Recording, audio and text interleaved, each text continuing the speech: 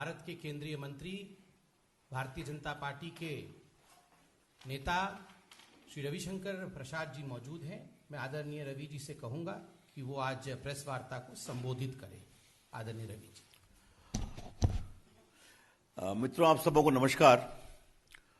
आज एक बहुत महत्वपूर्ण मामले पर ये पार्टी की ओर से प्रेस में कर रहा हूं। डॉक्टर पात्रा भी साथ में हैं। एक ऐसी घटना को कल क्लोजर मिला है बाटला हाउस कांड में, जिसने देश की राजनीति को पिछले 22 वर्षों से बहुत प्रभावित किया है। Yesterday's conviction in the Batla House encounter is a triumph of India's judicial process, a validation of the courage shown by the Delhi police officials in containing terrorism, and a closure to the rampant vote bank politics which happened in the last 12 years. और आज मैं आपके सामने वही विस्तार से रखूंगा कि देश की सुरक्षा और आतंकवाद की लड़ाई के मामले में भी किस तरह से कांग्रेस पार्टी और बाकी विपक्षी पार्टियां आतंकवादियों के पक्ष में खड़ी हो गईं और दिल्ली के अंतर्गत एक भीषण आतंकवादी हमला हुआ था, उसमें पूरे पुलिस के हिम्मत को तोड़ने की कोशिश की गई।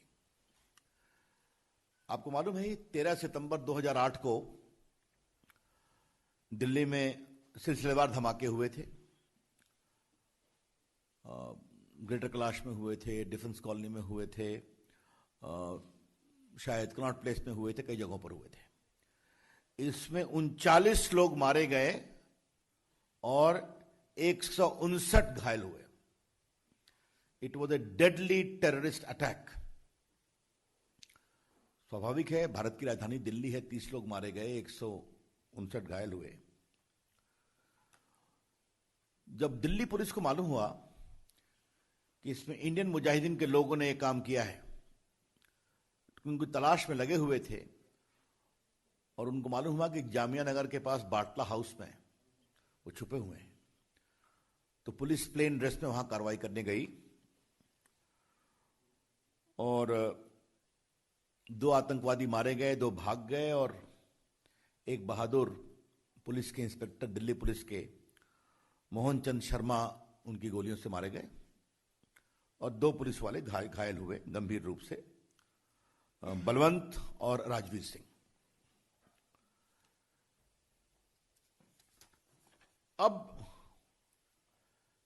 कोर्ट ने क्या माना है कल के फैसले में, जिसमें उन्होंने आरिज खान को दोषी पाया है कि भारत की एकता और अखंडता पर हमला था, यह आतंकवाद की घटना थी और लगभग 100 गवाहों की गवाही और इलेक्ट्रॉनिक एविडेंस के आधार पर उन्होंने पूरे इस घटना को सही पाया है। इलेक्ट्रॉनिक एविडेंस में वॉइस सैंपल है, बाकी जो डिजिटल रिकॉर्ड्स होते हैं वो सब है, उसके विस्तार से मैं जानना नहीं चाहूंगा। मैं आपको जरा बताना चाहता हूं कि ये आरिज खान साहब कौन थे। आरिज खान उर्फ जुनैद, ये बाटला हाउस इनकाउंटर के अलावे 2007 में यूपी के लखनऊ कोर्ट ब्लास्ट, फैजाबाद और वाराणसी ब्लास्ट में भी शामिल था। साल 2008 में दिल्ली, जयपुर, अहमदाबाद और यूपी के अदालतों में जो धमाके हुए थे, उसके मुख्य साजिशकर्ता का नाम आरिज था। इन सभी धमाकों में 165 लोगों की जानें गई और 535 लोग घायल हुए। In fact, I can very safely say that Ariz Khan was a serial terrorist and a killer. Delhi में 30 लोग और बाकी जगह 165 लोग और उसके इंडियन मुजाहिदीन संबंध थे। और आपको मुझे बताते हुए कभी पीड़ा होती है कि इसको 2018 में नेपाल से पकड़ा गया, तब यह ट्रायल हो सका। एक शाहजादा को पहले 2013 में ही सजा मिली थी और इसको पकड़ा तभी गया सघनता से जब नरेंद्र मोदी की सरकार आ गई। ये इंपॉर्टेंट जानना है। अब हम इसको एक विषय इसलिए कहना जरूरी है कि उस समय मैं राज्यसभा में विपक्ष का उपनेता था अपनी पार्टी का, अरुण जी थे, बाकी लोग थे। मतलब मुझे आपसे कहने में कोई शंका नहीं है कि दिल्ली पुलिस के कई लोगों ने हम लोगों से परोक्ष संपर्क किया कि हमें बचाइए, हमें ही हमलावर बताने की मुहिम चल पड़ी है। हम देश की सुरक्षा के लिए क्या करें? आपने सलमान खुर्शीद का वक्तव्य सुना होगा कि सोनिया गांधी को मालूम हुई इस हमले के बारे में और 2 लोग आतंकवादी मारे गए तो आंखों में आंसू उनके आए थे।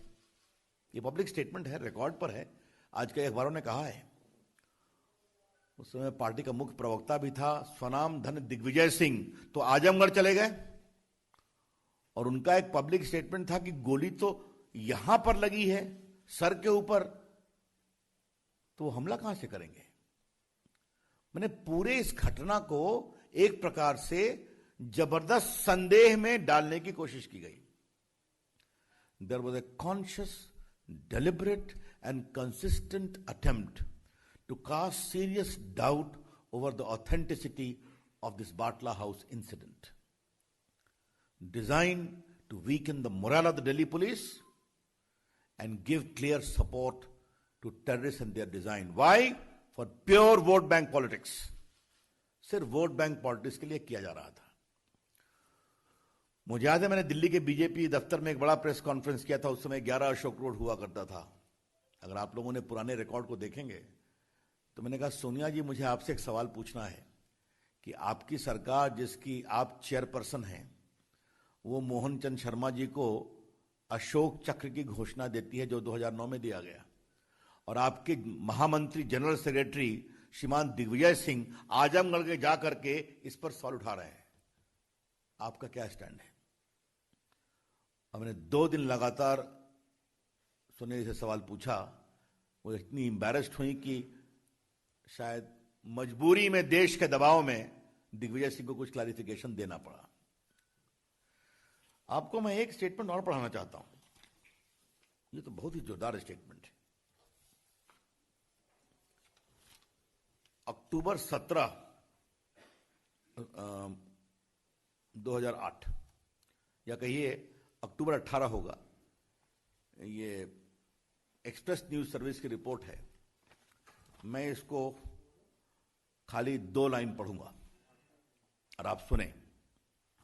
On Friday, Samajwadi leader Amar Singh and Trinamool Congress chief Mamata Banerjee shared a platform in Jamia Nagar demanding a judicial probe into Batla House encounter. That was a fake encounter, and if I am proved wrong, I will stop practicing politics. I demand a judicial inquiry, Mamata asserted amid cheers from the audience.